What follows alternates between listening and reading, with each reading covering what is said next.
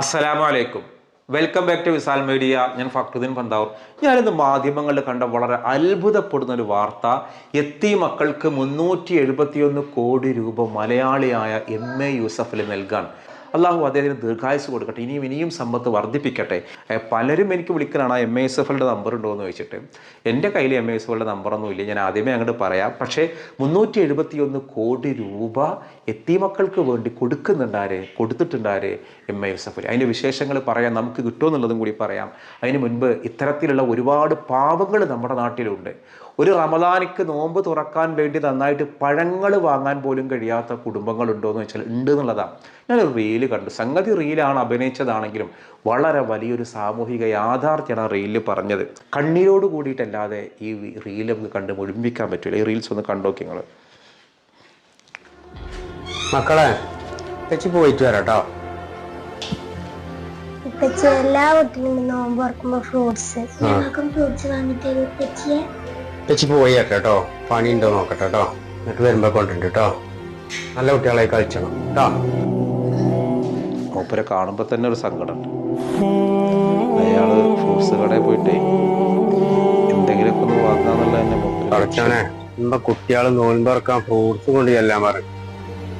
എന്നാണ് ഈ പണി പരിചയത്തായില്ല.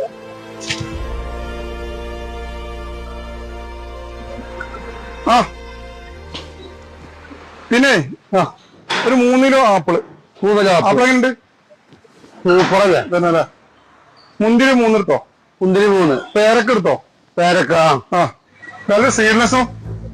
ഇത് കുറച്ചെടുക്ക. വില നോക്കണ്ട, സാധനം എടുത്തോ. മുസമ്പി എടുത്തോ, മാങ്ങി എടുത്തോട്ടോ. അതെന്താ എന്താ പരിപാടി? അത് നോമ്പുറപ്പിക്കലാണ്. അപ്പൊ പരിപാടി വലിയ പരിപാടി ഒന്നുമല്ല. പക്ഷെ നമ്മൾ സാധനം ടേബിൾ നിറഞ്ഞിങ്ങനെ കാണണം. കാരണം നമ്മള് ഫോട്ടോ എടുത്ത് കണ്ട് സ്റ്റാറ്റസ് വെക്കുമ്പോ മോശമാകാൻ പാടില്ല. മറ്റേ ആളുകൾ കാണാൻ നമുക്കൊരു മോശമാണ്. സ്റ്റാറ്റസ് വെക്കുമ്പോ ഇങ്ങനെ അടിപൊളിയാവും.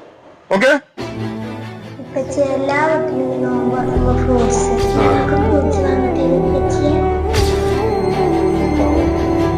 ഞങ്ങൾ എടുത്തേക്കിട്ടോ. എനിക്ക് കുറച്ച് വേറെ കുറച്ച് സാധനങ്ങൾ വാങ്ങാം. പാർസലാക്കി സെറ്റ് ചെയ്തോ കേട്ടോ. ഇങ്ങോട്ട് വരും. നിങ്ങൾ കുറെ നേരം അവിടെ വെക്കണ്. ഇങ്ങോട്ട് വരും. എന്താ നിങ്ങൾക്ക് വേണ്ടി? ഇതെങ്ങനെയാ വില? അത് 380 റുപ്യ. 380 ഇതാ അത് 180 റുപ്യ.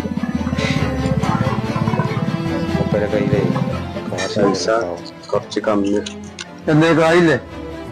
കുറച്ച് കമ്മിയാണ്. നിങ്ങളൊരു കാര്യം ചെയ്യും, പൈസ ഇല്ലാന്നുണ്ടെങ്കിൽ അവിടെ ഉണ്ട് കുറച്ച് പൊട്ടിയതും ഡാമേജ് ഒക്കെ ആയാലും അതൊരു പീസിലാക്കി കൊണ്ടേക്കും. ഉണ്ടോ? നാളെ മതി. ഇങ്ങോട്ട് വരും. ഞങ്ങൾ പോയിക്കോളെ. അവിടെ ഉണ്ട് കേട്ടോ. ഇതല്ലേ?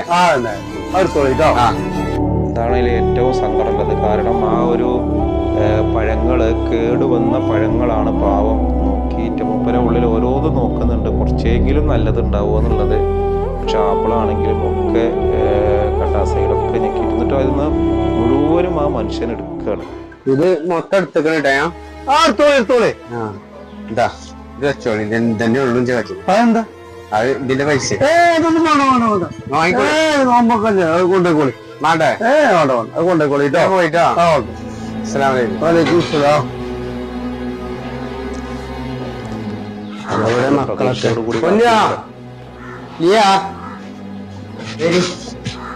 ഇരുന്നാണി ബാങ്ക് കൊടുക്കാനായില്ലേ?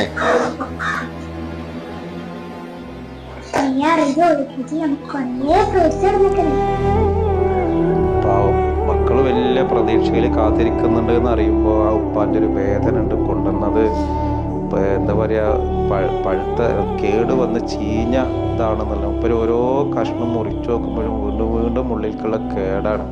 പക്ഷേ ഇതുപോലത്തെ ഒരു സാഹചര്യത്തിൽ കടന്നു പോകുന്ന ആളുകൾ ഉണ്ടാവട്ടാ.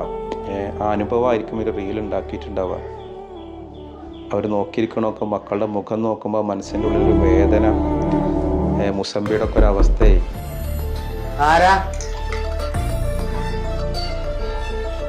ആരാണോ? വാലൈക്കും അസ്സലാം. അതിഥിന്റെ നോമ്പ് തുറക്കാം. ആയിക്കോട്ടെ. അതിനെന്താണ്? മൂപ്പര് ആലോചിക്കൊന്നും ഇല്ലല്ലോ എന്നുള്ളത്. നിങ്ങൾ ടെൻഷൻ വേണ്ട, നമ്മക്ക് നോമ്പ് തുറക്കൽ എല്ലാ സാധനം ഞാൻ കൊടുക്കും. എനിക്ക് നിങ്ങളാണ്ട് മനസ്സിലായില്ലല്ലോ. അതൊക്കെ നോൽമ്പ് തുറന്നിട്ട് ഞാൻ വിസ്തീരിച്ച് പറയും. എന്നായിക്കോട്ടെ, സന്തോഷമുള്ള പേര് ബാങ്ക് കൊടുക്കണ്ട്. അങ്ങനെ ബാങ്ക് കൊടുത്ത് എല്ലാവരും സന്തോഷത്തോടു കൂടി അങ്ങനെയൊക്കെ ഒരു രക്ഷകൻ നമ്മുടെ വീട്ടിലേക്ക് വരാമെന്ന് പറഞ്ഞാൽ തന്നെ വലിയൊരു ആശ്വാസമാണ്. കണ്ട നോമ്പറക്കണ സമയത്ത് തിന്നാന്ന് പറയുമ്പോൾ ആ ഫ്രൂട്ട്സ് തിന്നുമ്പോൾ മക്കളൊക്കെ ഒരു അവസ്ഥ. എന്നാലും നിങ്ങൾ പറയും, എനിക്ക് നിങ്ങളൊന്നും മനസ്സിലായില്ല. മനസ്സിലാകലല്ല പ്രധാനം, മനസ്സിലാക്കല്ല.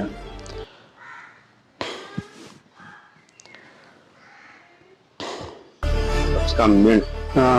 നിങ്ങളൊരു കാര്യം ചെയ്യും, പൈസ ഇല്ലാന്നുണ്ടെങ്കിൽ അവിടെ ഉണ്ട് കുറച്ച് പൊട്ടിയതും ഡാമേജ് ഒക്കെ ആയത് അതൊരു പീസിലാക്കി കൊണ്ടേക്കോ. ഉണ്ടോ? നാളെ മതി. ഇതൊക്കെ എടുക്കാല്ലേ? അപ്പോൾ ഒരപ്പത് കണ്ടിക്കണം, അത് അവിടെ നിന്നാണ് അതിൻ്റെ ഒരു ഇത് വരുന്നത്. പടച്ചോനെ എന്തെല്ലാം കാണണം നമ്മളില്ലേ. ഓരോരുത്തർക്കും ഫ്രൂട്ട്സ് റോഡ് കണക്കിന് കൊണ്ടുപോയിട്ട് മേശമ്മ വെട്ടി നുറുക്കി സ്റ്റാറ്റസ് വെക്കാൻ. മറ്റവന് നോൻപ് തുറക്കാൻ കുട്ടിയൊക്കെ ഇല്ലാത്തതുകൊണ്ട് പൊട്ടിയും പൊഴിഞ്ഞും കൊണ്ടുപോകണം. ഇതൊക്കെ നമ്മളെ ഇടയിൽ കൂടെ നടക്കുന്ന സംഭവങ്ങളാണ്. എന്തെല്ലാം കാണണം നമ്മൾ. ഇതുപോലെ ഒരുപാട് പാവങ്ങൾ നമ്മുടെ ചുറ്റും ഉണ്ടാവും. ഇന്നും ഒരു പക്ഷേ പഴം വാങ്ങാൻ കഴിയാത്ത കുടുംബങ്ങൾ ഉണ്ടാവും. ഒരു കൂട്ടർ നന്നായിട്ട് വാങ്ങിയിട്ട് വലിയ ഫോട്ടോ ഒക്കെ എടുത്ത് റീൽസ് ഉണ്ടാക്കി ഇടുമ്പോൾ അതിന് കഴിയാത്തവരും കൂടി ഉണ്ടാവും എന്നുള്ളത് ആലോചിക്കാം. നമ്മളോടെ നല്ല സുഭിക്ഷമായിട്ട് കഴിയുന്നുണ്ടെങ്കിൽ അത് നമ്മളങ്ങനെ കഴിച്ചിട്ട് ദയവേതൊരു സ്റ്റാറ്റസ് ഇടുമ്പോൾ അതിൻ്റെ ഉള്ളിൽ ഒരു പക്ഷേ വേദനിക്കുന്ന ആളുണ്ടാവും. ചില വലിയ വലിയ വീടായിരിക്കും, അല്ലെങ്കിൽ ഗൾഫിലായിരിക്കും ആൾ, ജോലി ഉണ്ടാവില്ല, ഗൾഫിൽ ഉള്ളത് തന്നെ സാലറി കിട്ടിയിട്ടുണ്ടാവില്ല, ഒന്നും അയച്ചു കൊടുക്കാൻ പറ്റാതെ വെറും ഒന്നിനും കഴിയാതെ നോമ്പ് തുറക്കേണ്ടി വന്ന അനുഭവം ഉണ്ടായിട്ടുള്ളവരുണ്ടോ? പടച്ചോനെ, ഞാൻ അങ്ങനെ കുറേ അനുഭവിച്ചിട്ടുണ്ട്. ഒരു മുന്തിരിയൊക്കെ കൊണ്ടുവന്ന് നോമ്പ് തുറക്കാൻ കഴിയാത്തൊരു കാലം ഇന്ന് ഓർമ്മയുണ്ട്. എൻ്റെ വീടിനടുത്തുള്ള ഒരു പാത്തുംത, അവിടെ ഒരു റമദാൻ 27 അടുത്തിട്ട് അവരുടെ ഭർത്താവ് മരണപ്പെട്ട ഒരു ഇതിൻ്റെ ഭാഗമായിട്ടുള്ള ഒരു നോമ്പ് തുറ. ആ നോമ്പ് തുറയാണ് ആകെ അല്ലെങ്കിലും വയറ് നിറക്കും, പക്ഷേ സുഭിക്ഷമായിട്ട് നമുക്ക് നല്ല ബീഫൊക്കെ കൂട്ടി തിന്നാൻ പറ്റിയിരുന്നത്. എൻ്റെ വീട്ടിലൊക്കെ നോമ്പിൻ്റെ മുൻപ് ആ ഫസ്റ്റ് നോമ്പിന് ബീഫ് വാങ്ങിയാൽ പിന്നെ ബീഫ് കിട്ടുക റമദാൻ 17 ബദരീങ്ങളിലാണ്ടിനാണ്, പിന്നെ കിട്ടുക പെരുന്നാളിൻ്റെ അന്നാണ്. പെരുന്നാളുടെ തലേദിവസം പിന്നെ നമ്മൾ പെരുന്നാൾക്ക് വേണ്ടി ബീഫ് വാങ്ങുമ്പോഴാണ്. ഇന്നിപ്പോൾ എല്ലായിടത്തും എന്തുതന്നെയാണ്, ചിക്കൻ ഇഷ്ടംപോലെ ചിക്കൻ ഫ്രീസറിൽ കൊടുന്ന് വെച്ചിക്കല്ലേ. അപ്പോൾ നോമ്പ് നമുക്ക് സുഭിക്ഷ ആകുമ്പോൾ തന്നെ ഇതുപോലെ വേദനിക്കുന്ന ആളുകൾ നമ്മുടെ മുന്നിൽ ഉണ്ടാകും. യൂസഫ് അലി 371 കോടി രൂപ യത്തീമക്കൾക്ക് കൊടുക്കുന്നത് നമ്മുടെ നാട്ടിലല്ല, അബുദാബിയിലാണ്. അവിടെ കാരണം അദ്ദേഹം ഇത്രയും വർഷങ്ങളായിട്ട് അദ്ദേഹത്തിൻ്റെ സ്ഥാപനം അവിടെ ഉണ്ട്. അപ്പോൾ അവിടുത്തെ സർക്കാരിനാണ് ഈ 371 കോടി രൂപ. അവർക്കെല്ലെങ്കിലും പണം കിട്ടും, പക്ഷേ അദ്ദേഹം അവിടെയാണ് 371 കോടി രൂപ യത്തീമക്കളെ സംരക്ഷിക്കാൻ കൊടുക്കുന്നത്. നമ്മുടെ നാട്ടിലൊക്കെ അദ്ദേഹത്തിനെ എങ്ങനെ സമീപിക്കാൻ പറ്റുകയെന്ന് അറിഞ്ഞൂടാ. പലരും എനിക്ക് വിളിക്കലുണ്ട് വീട് നിർമ്മാണത്തിന്. ഒട്ടും സഹിക്കാൻ പറ്റാത്ത സാഹചര്യങ്ങളാവുമ്പോൾ എന്നെക്കൊണ്ട് ഞാനെങ്ങനെ പറഞ്ഞു കൊടുക്കുക? എനിക്ക് യൂസഫ് അലിയുമായിട്ട് കോൺടാക്റ്റ് ഒന്നുമില്ല. പക്ഷെ അദ്ദേഹം വളരെ വലിയ സമ്പന്നനും അദ്ദേഹം പഠിച്ച മതത്തിൻ്റെ ആശയവും കാരണമാണ് ഈ 371 കോടി രൂപ അനാഥകൾക്ക് യത്തീമകൾക്ക് സംരക്ഷിക്കാൻ കൊടുക്കുന്നത്. അത് നമ്മുടെ നാട്ടിലായിരുന്നെങ്കിൽ നമ്മളിങ്ങനെ പണം കൊണ്ട് നമ്മൾ സമ്മേളനങ്ങൾ നടത്തിയിട്ടും ആർഭാടങ്ങൾ നടത്തിയിട്ടും നടക്കുമ്പോൾ അടിസ്ഥാനപരമായിട്ട് ഒരു നേരത്തിന് ഭക്ഷണം കഴിക്കാൻ പാകില്ലാത്ത കുടുംബങ്ങൾ നമ്മുടെ നാട്ടിൽ ഇന്നുണ്ട് എന്നുള്ളത്. അതിലേറ്റവും വലിയ പരിഹാരമാണല്ലോ നമ്മൾ ഈ ഫിത്ർ സക്കാത്ത്. നോമ്പ് നോക്കാൻ കഴിയാത്ത ഒരാൾ പോലും ഒരു മുദ്ദ് ഭക്ഷണം കൊടുക്കണമെന്ന് പഠിപ്പിച്ചൊരു മതമാണ് നമ്മുടേത്.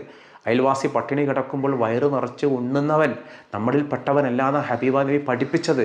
ഇതൊക്കെ നമ്മൾ പഠിക്കുന്ന ഒരു പാഠം എന്താണ്? ഈ ദാരിദ്ര്യം ഇല്ലാതാക്കാനാണ്. നമ്മൾ കുറേ നിസ്കരിച്ച് കുറേ നോമ്പ് നോക്കി പിന്നെയും നമ്മളിങ്ങനെ റമദാനിക്ക് ഇങ്ങനെ ഉംറക്ക് പോകുന്ന കഴിഞ്ഞ വർഷം പോയി നമ്മളിങ്ങനെ പടച്ചോനെ കാണാം. തൊട്ടടുത്തുള്ള ഒരാൾ ജീവിക്കാൻ മാർഗ്ഗമില്ലാതെ ഉണ്ടാകുമ്പോൾ നമ്മളിങ്ങനെ ഉംറക്ക് പോയതിൻ്റെ ക്രെഡിറ്റ് പറയുമ്പോൾ പടച്ചോ പോയി പണിയൊക്കടങ്ങായേ, അവൻ്റെ പട്ടിണി മാറ്റാൻ പറ്റാതെ നീയൊക്കെ നിൻ്റെ ഉംറ അതൊക്കെ ആ സ്ഥലത്ത് പോകാനുള്ള ആഗ്രഹം കൊണ്ടല്ലേ? പടച്ചോനെയാണ് കാണുന്നതെങ്കിൽ ആ പടപ്പിൻ്റെ പട്ടിണിയല്ലേ മാറ്റേണ്ടതെന്ന് ചോദിക്കും. റീൽസിൽ കണ്ട മനുഷ്യൻ്റെ മുഖം എനിക്ക് അവരറിയില്ല.